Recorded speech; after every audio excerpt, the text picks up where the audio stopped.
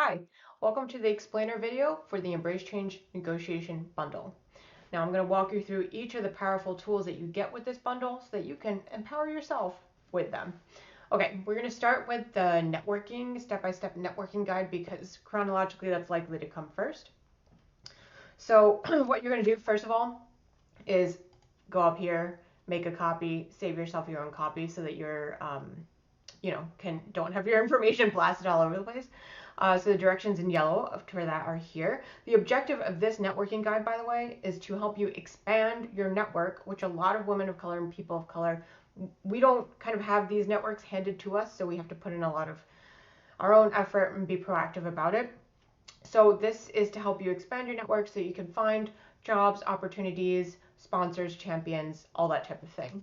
How you're going to use it is you start here on the outreach tracking sheet and you're going to include 30 to 50 people who you know, right? And I say here kind of tongue-in-cheek people who know people because we all do know people, but I want you to think about the folks in your network already who, or that you know of, who have kind of larger networks. That's sort of the point of this. So just brain dump, list out 30 to 50 people. Don't try to filter anybody out in the beginning. And here's a lot more information about people you'll include here, so it'll help you jog your memory as far as who you might want to list. You're going to make notes on how you know them, how well you know them, and there's a drop down here. So people you know well, people you know a bit, people you don't already know. So those are cold folks, like maybe people that do a job that you want to have or work at an organization that you want to work at, or they're a thought leader in your space or whatnot. You don't know them yet. And then phase they're in. All right, so I'm going to walk you through each of these 4 phases, but right here you're going to just track which phase that they're in and the date of the most recent outreach, so you can see what you've done most recently. And the reason you've got all these different columns is so that you can sort people if you ever needed to. So if you need to know, like, today I'm going to work on everybody that I know from, my undergrad or something, you can sort of sort this list and look at those people. Okay, so phase 1 is initial outreach. And I've included here a bunch of different templates that you can literally just take and tweak and adapt for you. You can also write your own from scratch if you want in these other empty boxes, but they're arranged by, again, you'll recognize this from the first sheet of how well you know them. So people you know well, you can, pull from these templates or create your own. Funny story, I didn't realize I had paused the video, so I just kept talking. All right, I think I was talking about this here, that people you know a bit, you can use these templates or write your own, and I left some notes for you all, so make sure to check those out on these boxes, these cells. This one for people you don't already know, if it's like a cold outreach, you can, condense this for character limits, but this is what you can put in like an initial DM or message or a connect request. Okay. So let's say they don't write back immediately after a week or whatnot. You can use these message templates here at the top for people you know well, people you know a little bit, to follow up and try to get a response. You can also do that for people you don't already know, but I also included a kind of a 4-step rinse and repeat process for you to follow and build a little bit more of a relationship with them,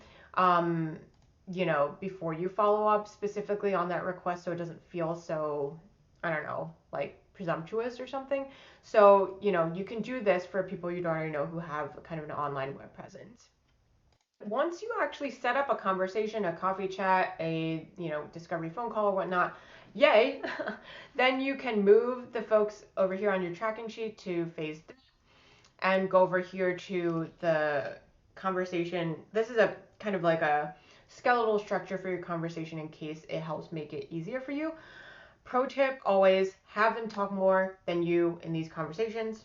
Networking is just like negotiation. You want to listen more and have them talking more than half of the time. That's a good rule of thumb. Use this skeletal structure. I'm going to talk you briefly through the career change pivot one, but there's also a different variation for if you're job searching or something within your own field, if you're not looking to change careers. You can talk through this intro background, kind of warming up period time, as well as the heart of the conversation where you ask them for their advice, because that kind of gets them invested in your success, and you're more likely to kind of get someone's honest opinion, I think, if you make it really a more personal interaction. And in the end, you want to set yourself up to keep maintaining and cultivating this relationship.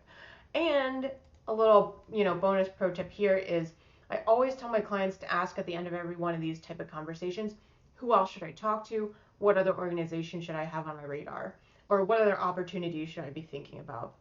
This way, you really expand your network or your reach. You can expand it potentially kind of exponentially, because each person you talk to, you ask them, then you're going to get like 3 to 5 or even more potentially leads out of that. So that's a really surefire way to kind of like throw some accelerant on your networking.